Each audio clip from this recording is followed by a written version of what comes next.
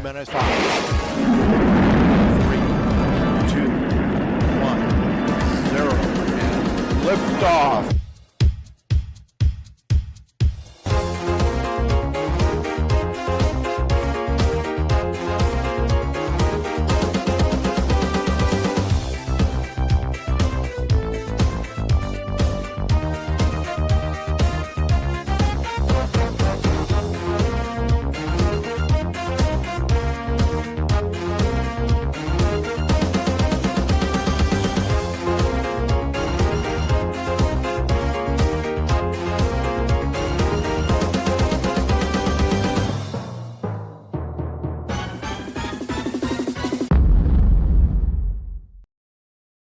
And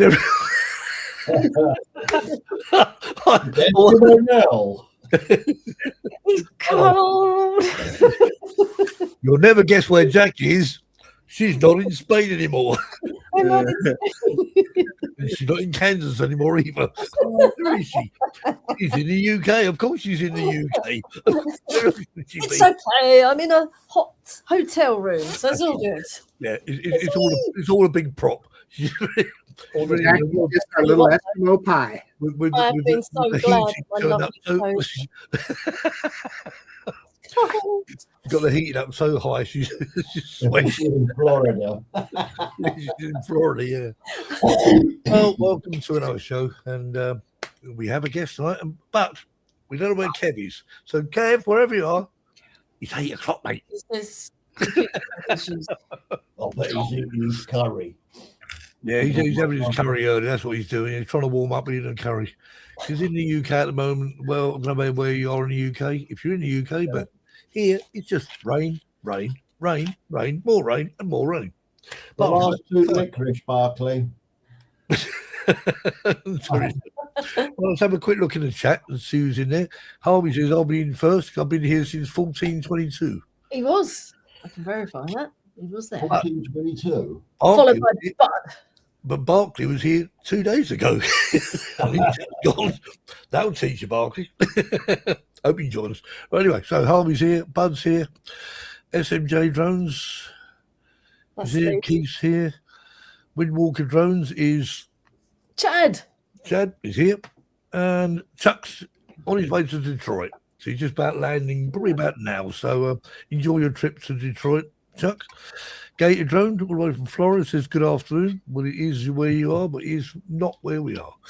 And Johnny Drone Flyer, who let him in again. He's here again. Johnny's here. Hi, Johnny. Johnny. Who else we got in the chat? Oh, Mark's here. And Tom, all from Canada, he's here. Justin's here too. Oh, dear. All says good afternoon and good evening, fellow old farts. Well, some of us are. Some of us are a bit younger, like Terry. So what point are you officially an old fart? My next birthday, I'll be 70. Does that count? Yeah, I'm afraid so. You're about 10 years in there, Marcus. State of mind. I would say 60 plus. Next year. You are I will be, yeah. 80 years young, and you 80 don't look a years day young. over it. That's why I don't give too much of a toss, to be quite honest. Patrick says hello, Mark, Bob, Steve, Chuck. Anyone else who's in the chat? Right, so look. Laurie, I'll take it you're with Chuck in the airplane, maybe, or maybe not now. And Caroline's in the house, and she says, good evening.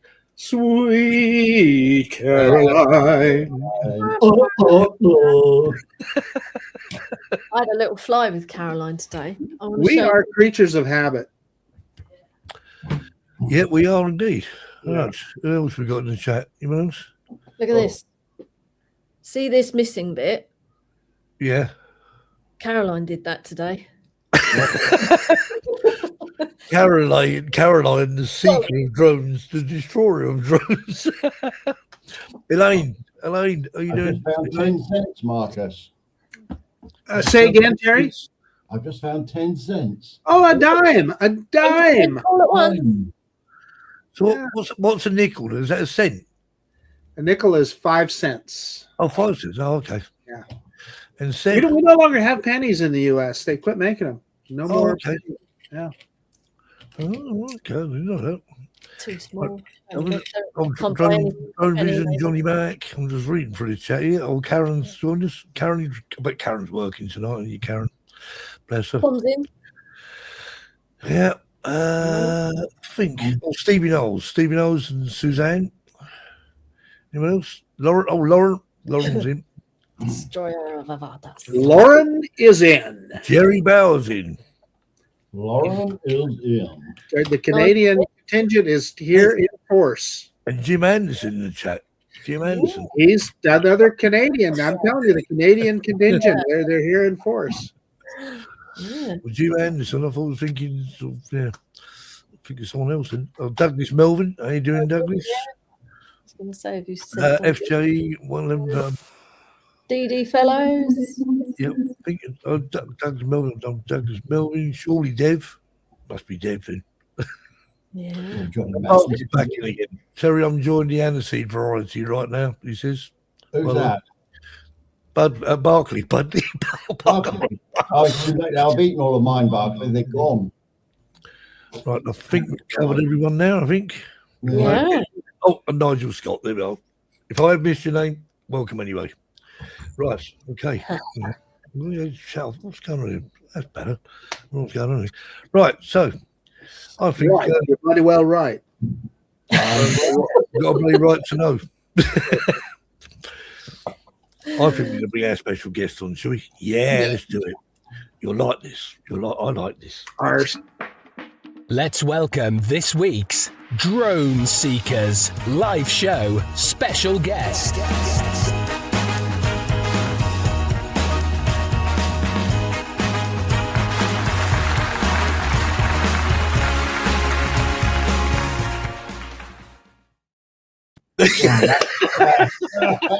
What a flashy arrival.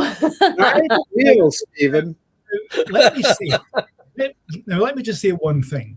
You can always tell how much this channel is growing and how more people are watching it, because I remember back in the days when I first was a guest on here, because you would sit in the back room eating all the shrimp and all the rest of it. And by the way, the champagne's quite good this year. I'll have to say the budgets went up, but it used to be that you would wait for 3 minutes and then you would be in. It's 8 minutes past.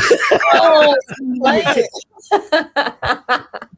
I think that when your guests are actually behind in the champagne room for so long, you know, we might get a bit more tipsy. It just shows it's growing. Well done, guys. Well done. I think what I'd like to do is just put all the names on the list. Read among yourself. So I think you can put this. So you put the comments on there. Look, you put one down here. I think that was smaller. No, you're reading very well. Anyway, cool. welcome back to the show, because I said we haven't had you on the show for. Oh, wow. I don't know what it was. I'd have to look back to the history. Forever and ever. I think it's been over a year. Yeah. It's got to be. Wow. Message from Kev there says, "Good evening, Drone Seekers. Hopefully, I'll be with you in a minute." Yeah. Hurry up. I think Kev just wants me to get me to the green room and he can eat with He's back eating all the shrimp and drinking all the champagne. Yeah. Oh, it's fine. So, why? Yeah. So, how's business going? Is it going good? It's going very well. You always know that business is going well when I'm not flying. When I'm not flying, business is going well. It's true. It's very true. If I'm flying, that means that means business is not doing well. So, but I actually like I was saying, before we went on air, I was out flying today for fun. I was literally out flying today. It's minus 18 here today, and For you Americans, that's zero. yeah. For you Americans, that's cold. Okay. So, well, no, Marcus. I mean, if it's minus 18, I mean, Stephen's talking in Celsius here. He's talking about Fahrenheit. Yeah, I was quoting Fahrenheit. Stephen was quoting Celsius. Yes. So, but minus 18, that's Zero Fahrenheit. Yeah. Yeah. That's cold. So Well, I decided in my utter madness to go out and fly in that temperature today for fun. So, and I live nearby the sea. You know, Helsinki is surrounded by the Baltic Sea, and at this time of year, when it's this cold for so long, the Baltic Sea freezes. So you can walk for kilometers. You can walk for a very long time on the sea, which is really cool. You know, So is that where you flew your drone? Yeah, I did. Oh, I did. I look forward to that one. So it was nice. It was difficult. It was cold. So Polar bear. Yeah. So I didn't know no polar bear. I just had to watch for the ships. Leopard seal. No leopard seal. On the frozen sea. Yeah. Orca. No. Just ice, mainly ice. I need to watch. I need to watch for the bicyclists because some people bicycle on the sea.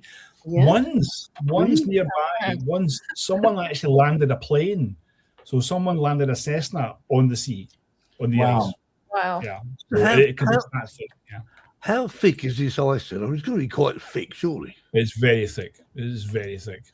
Yeah. I'm just thinking of, a person walking on it would be worrying enough, but an aeroplane landing. Yeah. I mean, it's only a Cessna, so it's quite small. Yeah. I've walked on a frozen lake in Austria, and you can hear the ice moving and creaking. That's a bit different. Hi, Kevin. How you doing? It's a bit different because we do have the ice freezing, and when it gets around springtime, you can hear it, and you get these cracks all over the place, and it's quite scary. But of course, you know it's safe. You know, because there are people that are monitoring that, so it's good. Yeah. Is Kev frozen? Yeah, we're getting, and I'm hearing a little bit of feedback from something. I don't know. Yeah, there is a bit. Kev joined. Must be you, Kev. I think he's frozen, even though he's doing a very good sort of. Yeah, he's like. Could be one of those people in the town centre that only moves when you pay them money. Give him some money. And and you still see the fan above him going. Or the TV in the background is still running. Yeah, it says he's here, but just frozen. Oh, poor Kev's cold as well. He's not. Listen. If he's saying he's frozen, you should have been out today flying in -18. That's frozen. Don't tell me frozen. I know frozen. Stephen, when you're done, do you if you're a true Finn, you jumped right in the sauna, right? Yes.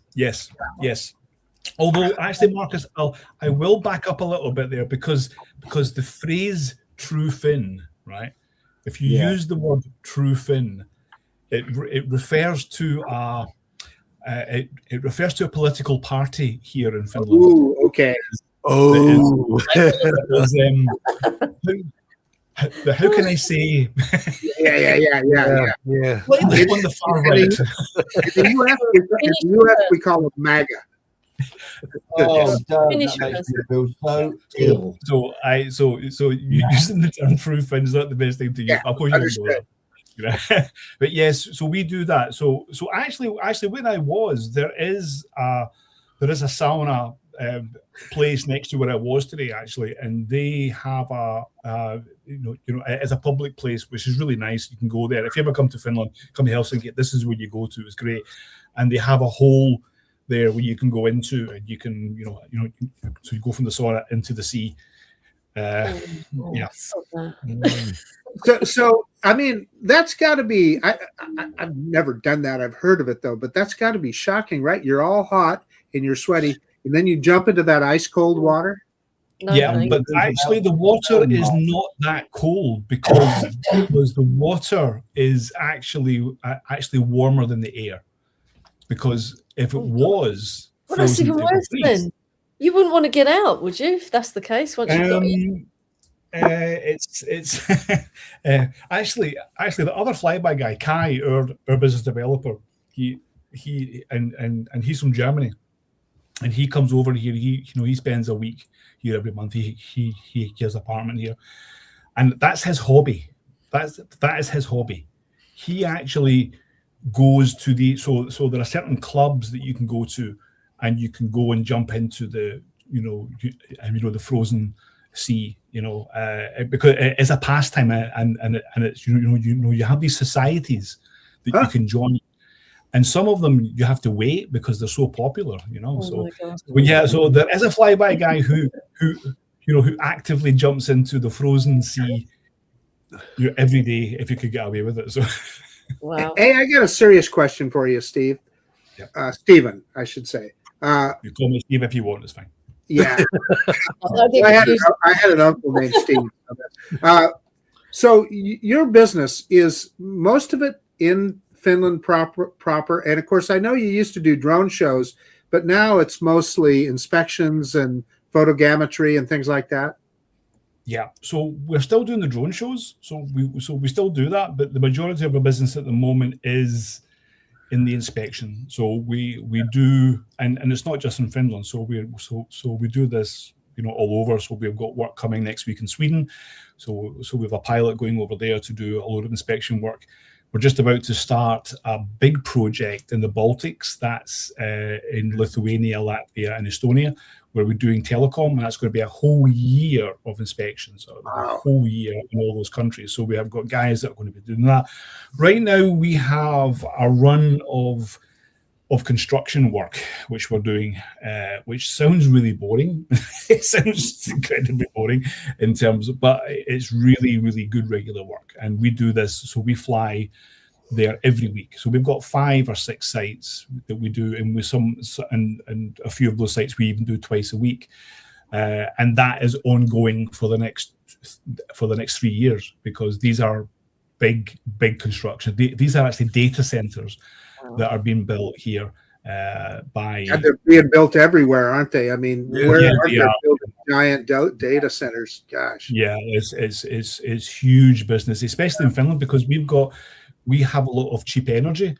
So so to run electricity and whatnot, it is very cheap. Easy to cool, right? I mean, that's huge. That's a big deal. People don't understand how important cooling is to those data centers.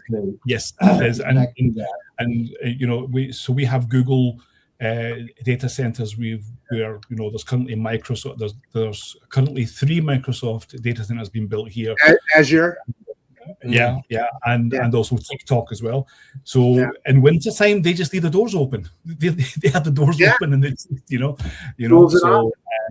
it's big. And then we have the wind turbine. So we do the wind turbine inspections. That'll be starting in April, and that will run for a few months as well. So we've got a busy now is getting into the planning side for us, even though we have pilots that are doing all the construction and stuff every day. So that runs, but right now we're planning for the other inspections that are going on right now. So we're really busy with the planning, So, when you have a drone company, it sounds really wonderful. You're out there flying drones, but really, all you do is you sit in meetings and planning. Logistics. Okay. Well, so you start in this city, then you have to get to that other city up there. So what you do in between, and you have to work all that out. And how they drive there. That's not a drone company, but this is a drone company. This is what you do, Yeah.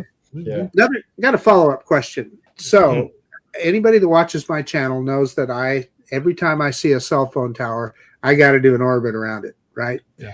And so I get comments all the time, people saying, "Oh, you're going to lose your drone. That cell phone tower, it's going to, you're going to lose your connection. You're going to lose your drone." I can't tell you how many comments I get. So my question is that A, no, it's on a different wavelength, right? And then B, when you're doing an inspection, how close do you actually get to those towers with the drone? We get as close as we possibly can, and that would be within about 5 or 10 meters. So we have to get as close. So if you think of this as a cell tower, right? We will start. We will do orbits. So you constantly do orbits, and you do orbits all the way around. So you do as many as possible. You'll also do a larger orbit as well, because you want to see the area around, and then you'll do a panorama from the top. So you do about maybe 10, 15 meters from the top of the tower. You then do a panorama shot, and then you do some, you then do some photogrammetry that you do kind of side by side. You know, you do that, and so that gives the planners more than enough data that they can really go in, because, you know, I mean, you want to be using, for example, I'll say minimum, let's say Mavic 3 Enterprise. And when you do those orbits as close as you can, that then allows you to even zoom into any of the labels that are on the cables. You know, so you can read them. Cool. Yeah. So that is really important, because if they can read some or all of those cables, you know, they go, that's good, that's fine. You know, so I got to keep coming up with follow-up questions. Well, I'm just curious. So you end up with all this footage, and you end up with all these pictures, footage, etc. Does that just go in a raw lump to your customer, or do you have to organize those in a certain way? Or yeah, so it's just per tower. So we just dump everything. So every tower. So I mean, for example, for this next project that we have, I think we'll have about 3,000 towers. So we'll have codes for every tower. So we'll have, and we use this one platform that we use, and we upload everything. Everything's got a code, and it goes into that, and then they deal with it after that. So once it's uploaded, it's not our problem. The only they take out whatever their software is, yeah. And yeah. Kev, you're keeping very still there, friend. Okay, I've dominated this. I'm going to shut up now and let other people ask questions. I'll tell you what, I mean, obviously Stephen makes quite a few. I'm sure a lot of you know Stephen makes lots of videos on factual things going on in the drone world. Steve, you should jump straight to number 2, because that is a wind turbine one. Okay, right. Okay, then we'll do just that. Enjoy the video. Number 2, you say, yeah? Okay, Yeah. Let's go. Here we go.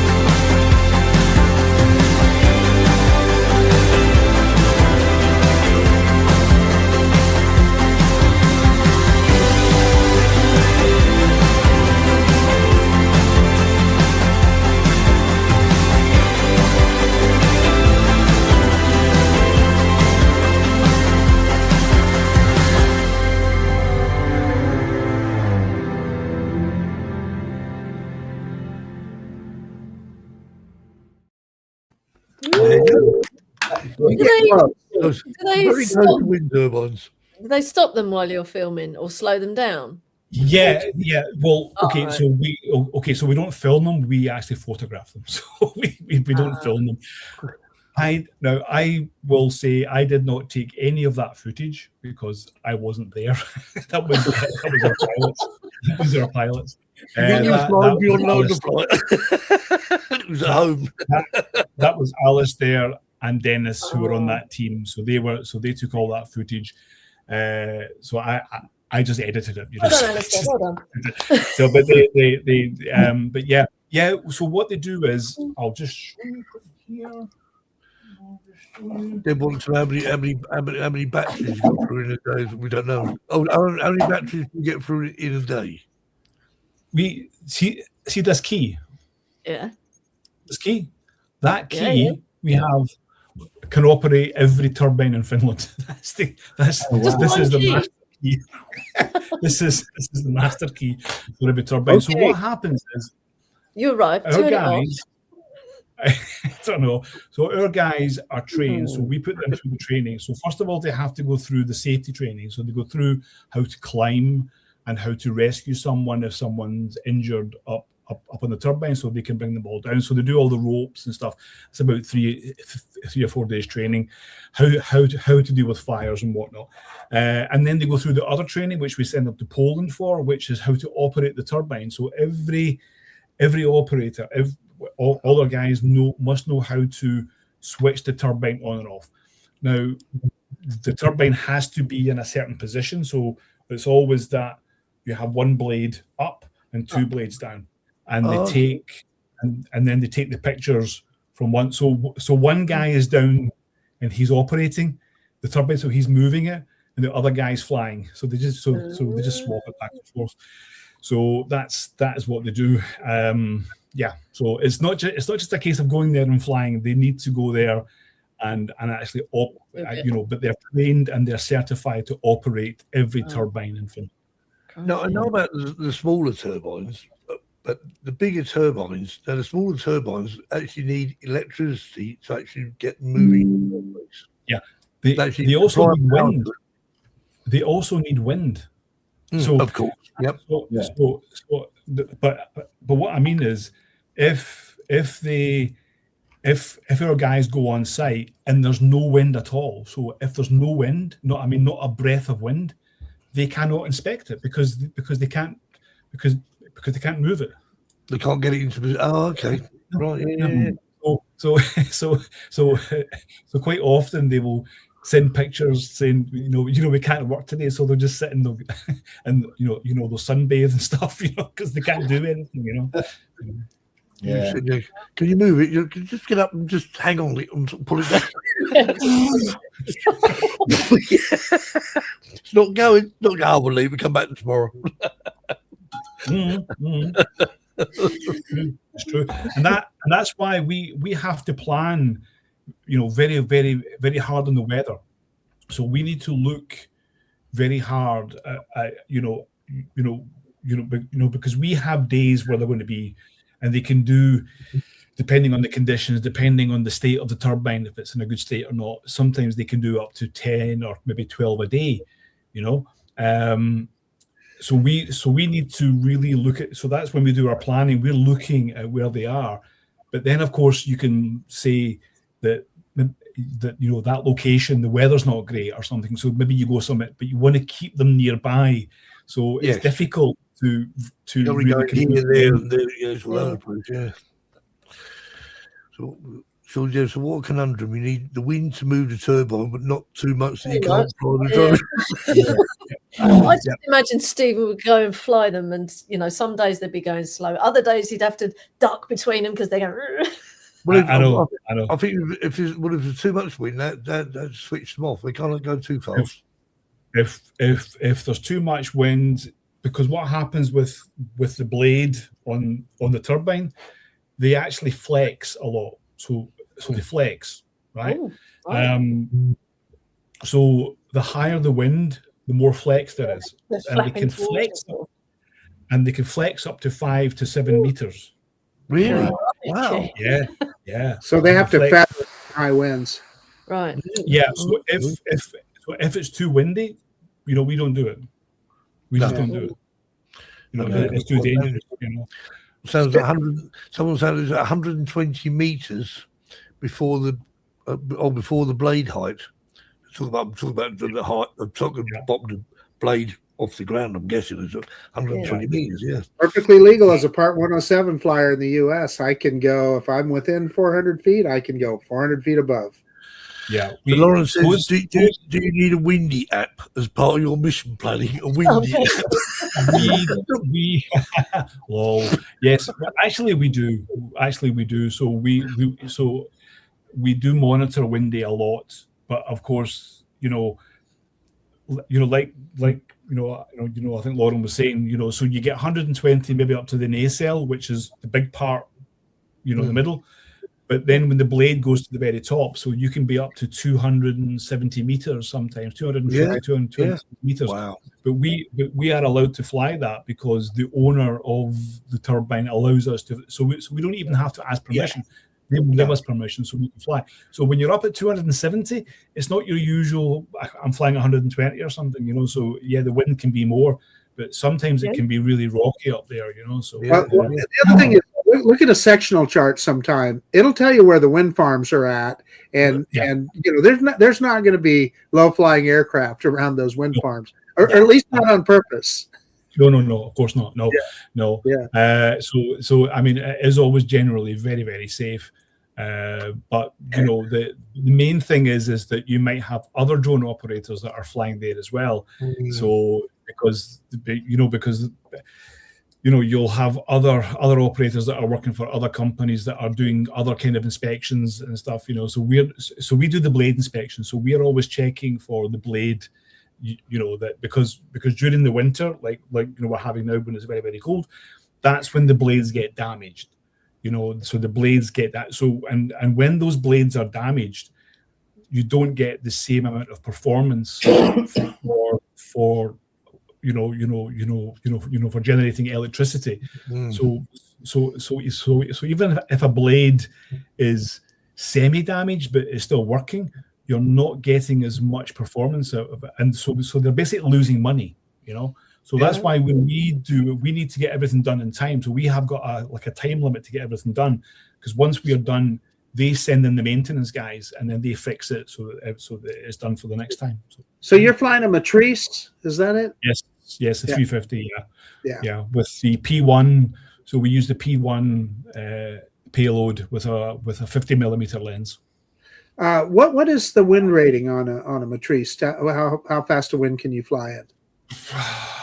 I think it's about 15 meters per second, if not more. But it doesn't really matter with the Matrice. What matters is the wind turbine. we need to be careful with the wind turbine, because again, you have the flex there. So that's because if the drone hits the blade, we are looking at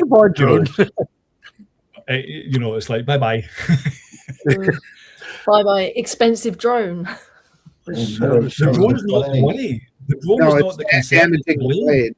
It's the damage to the blade, because and that's why I'm always very critical. And you may see me commenting to some people's videos online when they post that they're especially flying FPV around the wind turbines.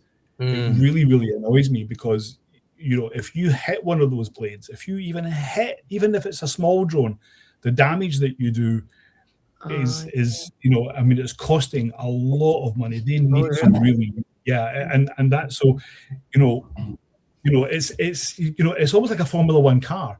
If you have something wrong that takes the wind resistance out, you're losing seconds, and of course that can be the difference between winning and losing, kind of thing.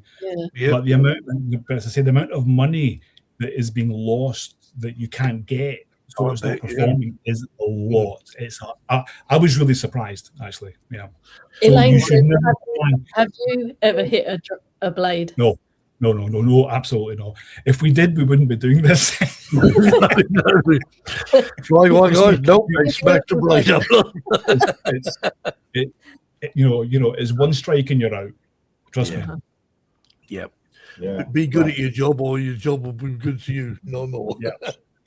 Rob, we've got another video to watch. I think. Let's have a look. Man, Kev's doing a great job holding that pose.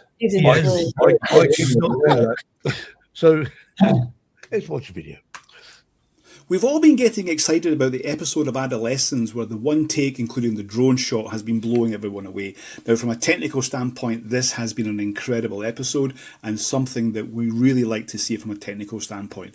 But there's a new player in town, and there's a new episode of another TV series which I think takes it to another level. And we're going to get into that right now. Hi everyone, Stephen from the Flyby guys. So we're going to be talking about the TV show The Studio. Now The Studio is on Apple TV+. It stars Seth Rogen, and he's also producing and directing this as well. It's got an amazing cast in it, and it is a really, really good show. I actually urge anyone who really likes filmmaking and really likes from a technical standpoint and production. This is a fantastic show, and it's very entertaining. It's actually very, very funny.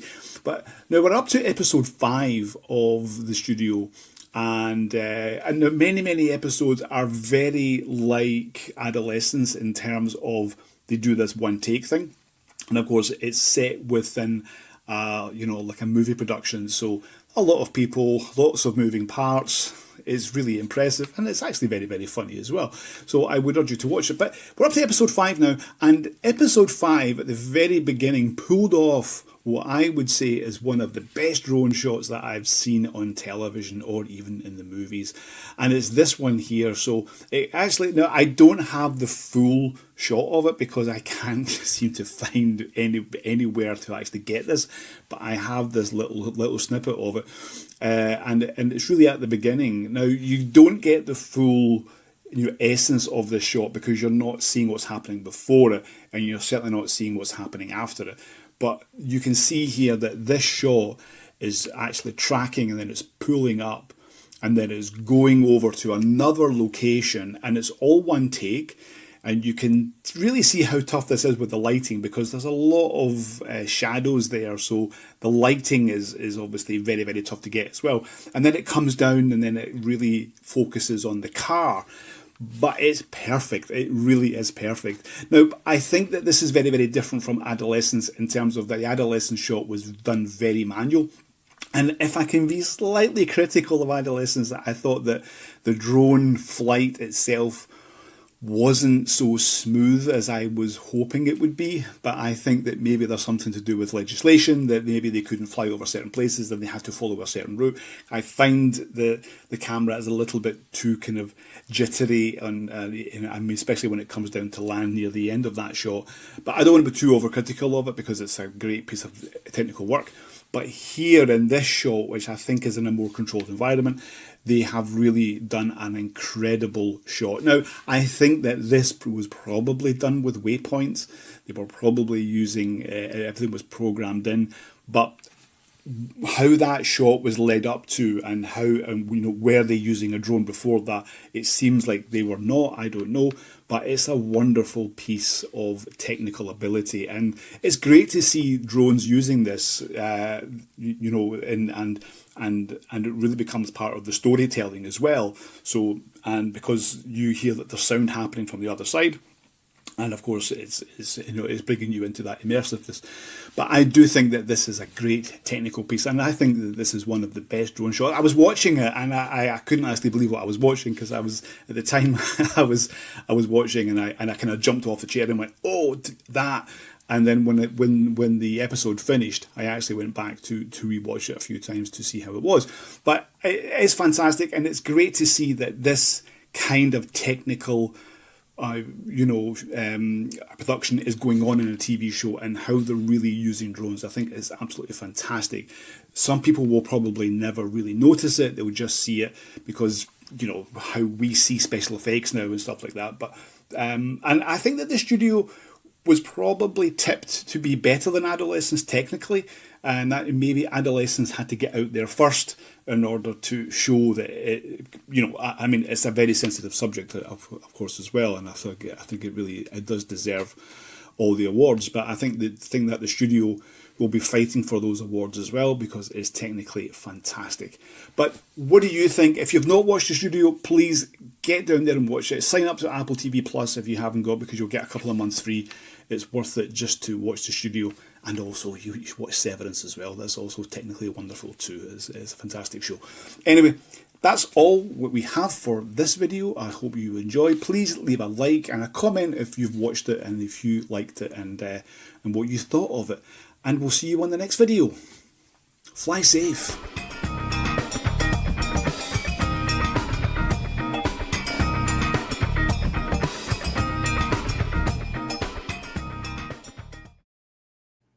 Yeah, it was just a sample of the stream. I forgot that Drone video. shot.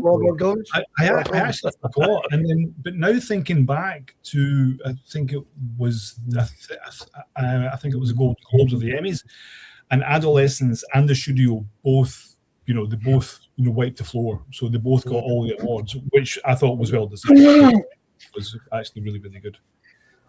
How many among us now, when we watch a TV show or a movie, don't just jump up and go, drone! Drone shot. Well, I've been watching the last bit behind us. I've been watching Yellowstone, and every time I go, that's a good drone shot. That's a good drone shot. I even watched Traitors and went, oh, drone shot. So I actually have a friend that does camera work for a major U.S. TV show. I'm not going to tell you which one because then you might guess who the person is. However, he does also a lot of their drone work too, flies their drone, a lot of the shots that they do. I was talking to him the other day, and I don't know what even brought it up, started talking about having a Part 107 license. He does not have a Part 107. Wow. And he does, I don't know, tons of drone work, tons. Well, I suppose you do need, because this is a commercial drone. It's commercial, absolutely, yeah. You should. It's Yeah, all he said, part I of should probably get that. I go, yeah, you probably should. Yeah, let's hope he does. I'm actually surprised that the production company doesn't demand. What that tells you, Stephen, is how little people know about drone regs, right? What if you got liability? Yeah, I mean, there are many companies that we work with. Even if we're working with production companies, where even before you sign the contract and stuff, they'll say we need to have your insurance, we have to have your liability. We want all the drone pilots, we want all the certificates and stuff. We have to do all that, even before it's signed, so that they see everything's okay. Because if they get one thing that happens, if someone goes out and they get audited, the FAA or the CAA comes in, it's so it's quite surprising actually, because I thought they would have been a bit more due diligence about that. But yeah. I would nudge your friend to go and get his Part 107 immediately, just in case. Dude, let me tell you, I unloaded on him. I'm going, what are you doing? What, and I was talking. So he goes to Europe once in a while too, on shoots, right? And so I was asking, I took the European test, and I was asking him. I said, oh, okay, so you must have. Oh no. Yeah,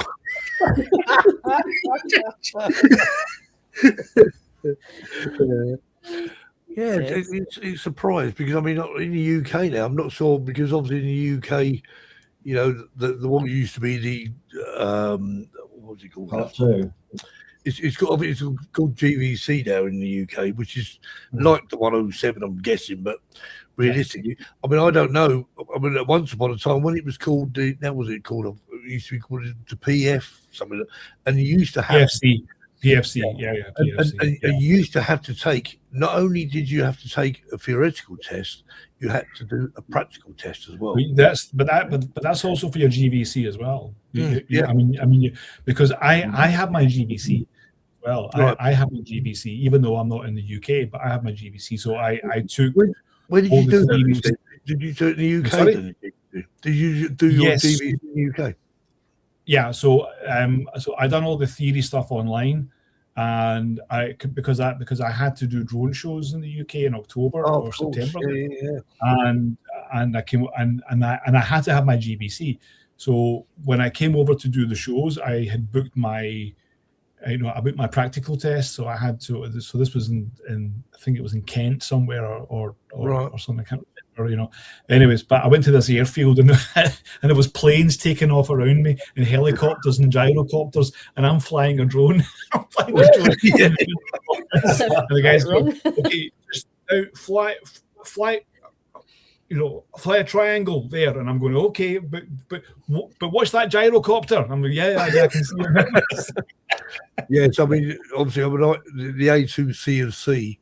Someone in the chat. I did my A2C and C. That must be 5 years ago.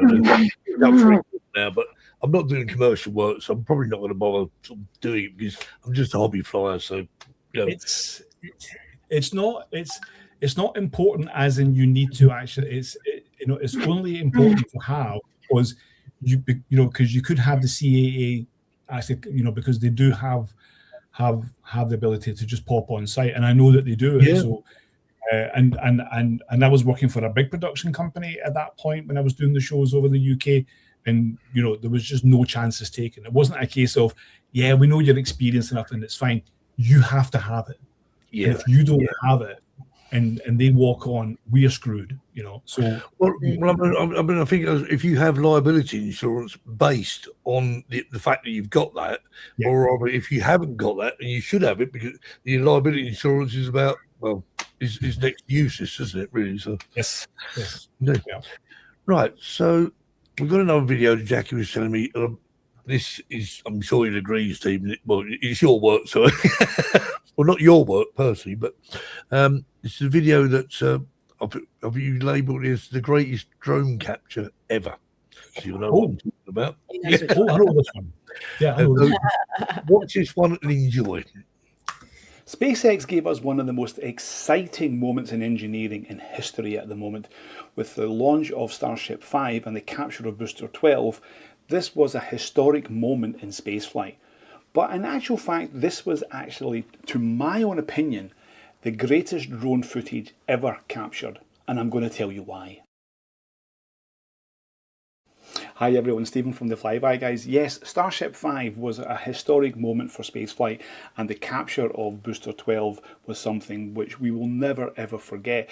But I couldn't help but notice when I was watching this live that there was some very impressive drone footage there. Now when I went back and watched it, I really said to myself that this is one of the greatest drone footage contents I have ever seen.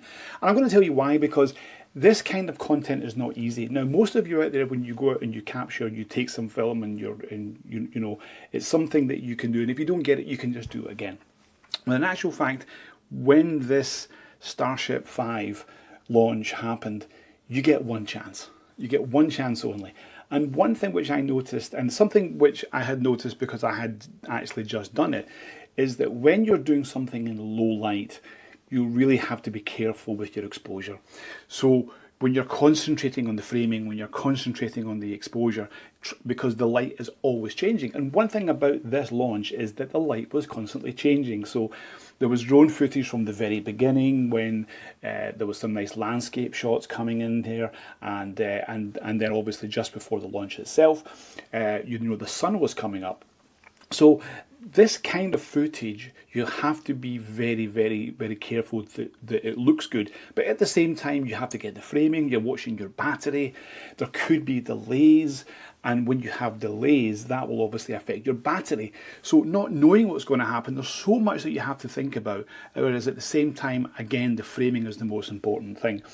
So when the launch happened, obviously, this is going to be very loud, and it's going to be something within the drone pilot's environment that it's not the easiest place to be, I'm sure, because the place is shaking. But again, you have to concentrate on the framing. You have to make sure that you've got everything right. Now, when the drone, when the Booster 12 was coming back, for example, they didn't know if it was going to, if it was going to be caught, because they were thinking about putting it in the sea. So again, the drone operator, in fact, there was few drone operators in different positions, so they didn't know, but they were probably getting information in their ear. So they were trying to be in a certain position, but not knowing where this was going to be. So this and all of this combined, and the fact that they managed to get that shot, I think this constitutes, to me, being the best drone content ever actually captured.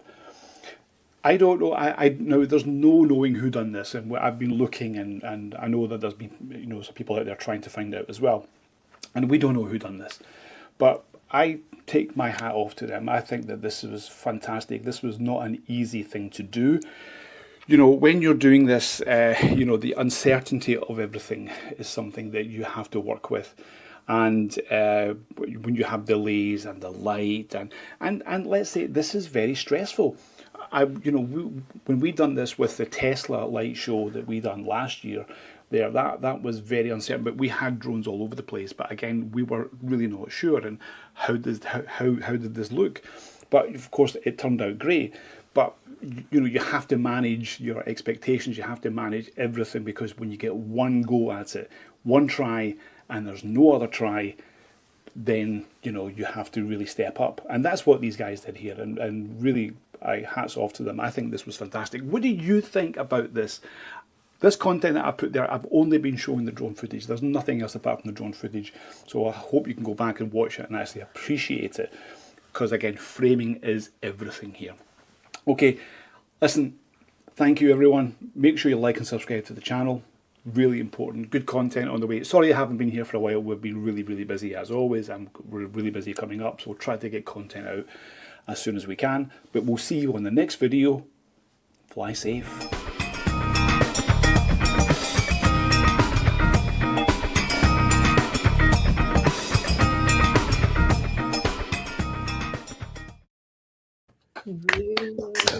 Wow, that was brilliant. I must admit, you talked about, you mentioned on there who I thought so. We put into Chat GPT who actually filmed that. No answer. It's kept very quiet. It's kept very quiet.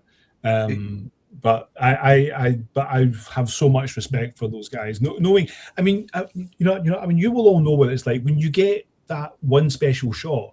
Oh yeah. And and you kind of go, yeah. Well, I don't know if you've ever seen. There's this one video which is on Instagram, and I think I've got it saved, and I'll send it to you after the show. It's two guys in the States, and they're filming a stadium, and I think but I don't know if you've ever worked with a dual control. So when you have someone flying the drone and someone operating the camera, that's what Robin and Marisol were doing, wasn't it, Terry? Do you remember? Yes, yeah. It's like with the Inspire and whatever, you get two controllers. Yeah. So you do it with Inspire, you can do it also with Matrice as well. And these two guys were filming, I think it was a football game or something, and then there was fireworks coming up, but they had everything framed absolutely perfectly, and they only had one chance.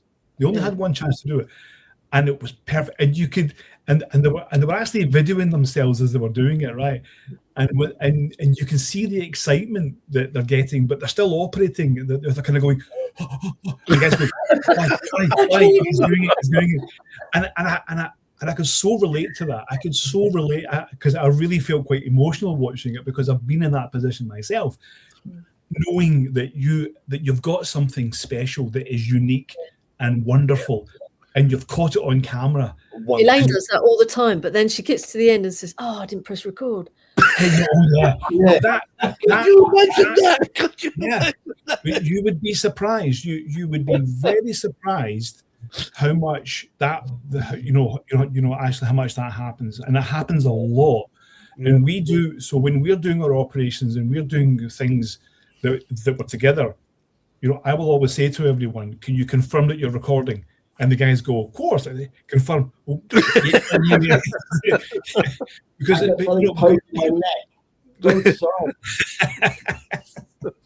right. So in traditional manner, of course. I would say Kev point, but it's not moving. It's all both sides. Linda's bringing the tea. Hi, Linda. Hi, Linda. I'm not engrossed in Call the Midwife. Yeah. Right. Anyway, so it's that time again, and you know what I'm talking about. You know what time I'm talking about this time.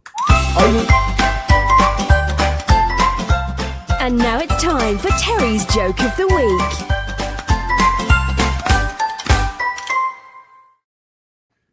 Are we ready? Oh yes. Right. A lonely man walks into a mysterious, exotic pet shop and spots a small, nondescript cardboard box on the counter. The sign next to it reads, "Talking centipede, £100. Intrigued by the idea of a conversational companion, he pays the money and takes the box home. He sets the box gently on his kitchen table, opens the lid and peers inside.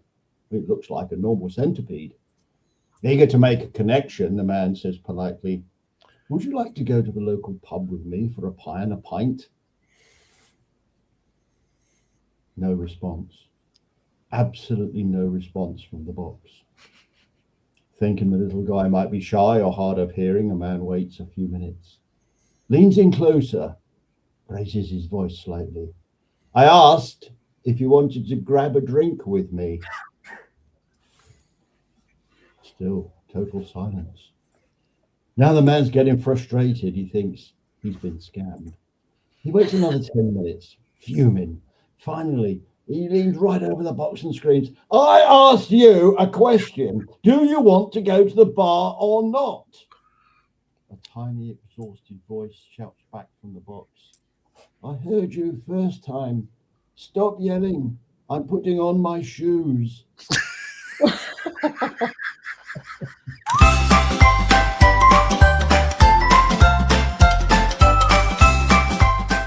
Terry's joke of the week.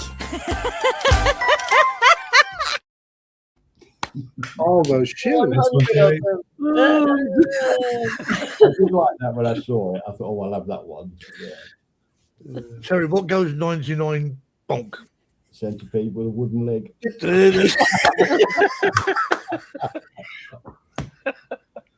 Oh dear. I'm sure people like that. I've got a few laughs on there. Hang on, I'll put my shoes on. Anyway, Yeah, we know that one. they wouldn't have any problem flying in drone though, would they? Oh, quack. Good doing the boot. I've been waiting and waiting for 5 years for the boot, but they won't give it me. I'm hopping around. Give Terry the boot. Mark says, you give Terry the boot. That's not. Not nice.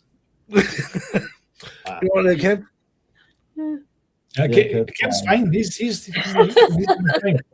Actually, I thought he was actually rehearsing for his next art installation where he actually becomes a mannequin. That's it. He only moves if you throw money at him. Yeah. Oh, that is a secret. Because actually apparently he's I heard apparently he's going to be in the shop window of Marks and Spencer's. I think he's in the shop of Marks and Spencer. Oh dear. Right. Yeah. I think we've got. Oh yeah. There's a bit of advice for you from Stephen. There's so much advice out there on social media land giving you advice about how to fly a drone and some aspects about what to do in order to get the best out of your drone. But there's one piece of advice I came across, and this was on Instagram a couple of months ago, and I commented on this video to say that it was bad advice. And I got a lot of support from people saying that I was right, and then some people saying that I was actually wrong. But and we're going to talk about this advice. It basically involves your drone and gaffer tape. Hi everyone, Stephen from the Flyby guys, and yes, we're talking about drones and gaffer tape and basically covering your holes on your drone, that is. So this piece of advice, I'll leave the video in the description below for you to look at. It's an Instagram link, so, and you can find my comment in there in which I'm giving my own opinion about this, and you'll see the amounts of replies and support that I got from that as well. So basically what the person is saying is that they are flying in winter conditions and also rain conditions as well, and how they get by that is by actually getting some tape and covering up the ventilation holes on those drones. And this is a good way for them to not have the drone get cold. Now, I think that this is a very bad idea because your drone has got ventilation ports, okay? So, for example, this is the Mini 3 Pro. You have ventilation ports at the back here, and you also have ventilation ports, which is actually behind the gimbal here as well. They are really important because air has to go through and it has to keep cool as much as possible. Now, some of you will know that, I mean, especially the Mavic 3 Pro, it does tend to overheat. But even in winter time, you don't want to block those ports because if the heat doesn't get, if the heat doesn't escape, now even when it's cold conditions, this is still getting hot. So if that heat is not escaping, it will overheat and it will have an effect on the components inside the drone. It's very important to not cover those ports up, no matter what the conditions are. And this person is saying that he is actually flying in rainy conditions, and how he gets around that is that he actually flies backwards. Now, I still don't recommend that. That's still not a good thing because you still need to fly forward at some point. and you can get some moisture into the lens, and that's never a good thing. And also the components as well. Now, it's entirely up to you. I would never say to you, do not do something, because it's your own will. It's your drone. You can do. We can only give you advice, and I would say that don't do that, because it's not the best. And of course, if something does happen to it, you've only have yourself to blame. But certainly when it comes to flying in cold conditions, be very careful. Duct tape, as they call it, or gaffer tape, or sometimes, as we call it here in Finland, Jesus tape. And I don't know why we call it that. Or actually, I think I do. But do not cover your holes with gaffer tape. I know that sounds controversial, but please don't cover your holes with gaffer tape. Don't cover your drone holes with gaffer tape, because it will have an effect on the drone. And we'll see you on the next video. Make sure you like and subscribe to the channel, please. I'm sorry, I'm talking about this. I shouldn't. Anyway, we'll see you in the next video. Fly safe.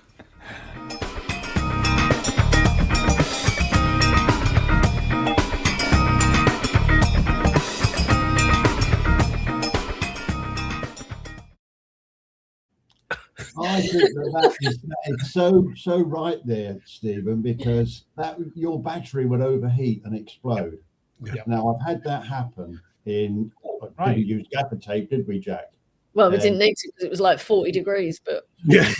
And that battery exploded. Yeah. Yeah. And that's I exactly mean, the thing is, there's components inside the drone that obviously need air circulation. Yeah. That's why they put vents in. Otherwise, they wouldn't bother. Wouldn't they? Of course they wouldn't. Yeah, it's stupid, isn't it? And of course, none of the mini freezer, none of them have fans today, because obviously things like the bigger drones have fans in, whereas the mini range certainly do not. No. Yeah, it is very important to not cover up those holes, because it's Well, when you're updating like the mini range drones, I don't know if they've had yeah, it. they overheat when you're updated, don't they? yeah, they do. And it shuts down. Can you imagine your drone up in the air and it shuts down? Where's it going to go? Yeah. Southwards. 40 centigrade. Yeah, 40 degrees centigrade. that's What's it. that? Someone just asked whether we had 40 degrees Fahrenheit or centigrade. Centigrade. Overheated. For you Americans out there, that's 104 degrees Fahrenheit. It's always good to have an American to keep everyone updated with the temperature. The finest temperature you've ever seen. The best temperature in the world. I've never seen a temperature like it. I love it. We always had Fahrenheit in the UK, and then all of a sudden we just swapped to centigrade. And We've got both, haven't we? Well, you guys don't know the crap I get. If you watch my videos, I quote everything in metric, not temperature, but virtually everything else in metric. I get just a raft of people. I mean, angry. You're an American. How come you're not an imperial? You know, I'm going, well, think about that. That name imperial, anyway. Where it confuses people, Mark, is because the people who moan it, the people who can't convert the difference between one and the other. But that's that's why we have mobile phones these days. Hey Siri. I tell you, that's the thing that I feel like saying. Well, I can't help it if you can't multiply in your head or divide in your head. What am I supposed to do about that? Yeah. Mark says at some point the Americans will start using sensible units. Well, what's odd is we already do. I mean, in other words, you go buy a Chevy, it's a 6.2 liter engine. It's not a, they don't quote it in cubic inches anymore. All the components are in metric. It's 10 millimeter, and Caroline said, save trouble, just use Kelvin. Yeah. or horses' hands, or hands. Well, the one that I think that you guys in the UK use that's really weird is stone. I'm 12 stone, or what the 14 pounds. I can relate to when you give me a weight in kilograms. I say, how many stones is that? Well, a kilogram is 2.2 pounds, so there's 14 to a stone, so work it out yourself. How many guineas is that worth? Exactly. That's 21 shillings. What is a shilling? 5 pence. Well, we could do this all night. We could indeed. Every American weight and measure are defined in metric.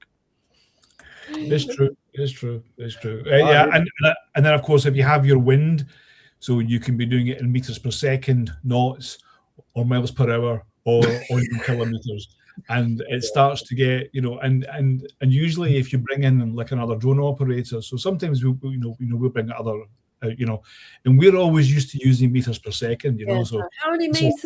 And then so it's like, okay, so we have to make sure we're doing meters per second. The guy's going, what is that in kilometers per hour? We're going, oh, for Christ. So it's interesting because Caroline says the USA is officially metric. So why do they sell fuel in gallons? They're not. The USA is not officially metric. No, it's not. No. Well, they sell fuel in gallons. We buy UK fuel in the UK as litres. In Spain, we use centigrade or grad. Isn't that right, Jack? Centigrade. Yeah. So the only difference is someone rightly points out that 16 fluid ounces is a gallon in America. In the UK, it's 20. 16 fluid ounces is a pint in America. Yeah. It's a pint. Yeah. Yeah. Right. So, but in the UK, it's 20 fluid ounces in a pint. There you work that one out. Anyway. Welcome to the measurement show. The drone measurement international. Anyway, and the occasional drone. We could do this all up. Steve, thanks ever so much for joining us. Pleasure as always. Thank you for having me. Anytime. We'll make sure you come back before a year this time. Yeah. Years too long. Yeah, absolutely. Yeah. And Kev, you won the competition. The person, the stillest person on the show ever. He should actually. Kevin should be in the Edinburgh Fringe Festival next year. Yeah, he could. He could go stand up. He could make a fortune. Anyway, whatever you're doing for the rest of the week, enjoy, and we'll come back and do it all again next Sunday. Hopefully, we'll get Kev to move next week. I promise. Yeah, we'll make a move. I know we're not the fun. Still be there. You'll still be in the same position next week. We'll just leave him there. Wallpaper now. Yeah, we'll just leave him there. Anyway, have a good week, all, and Steve, see you soon. Thank you. Bye. Bye. Work out the press the button. There we are. Good night. Fish.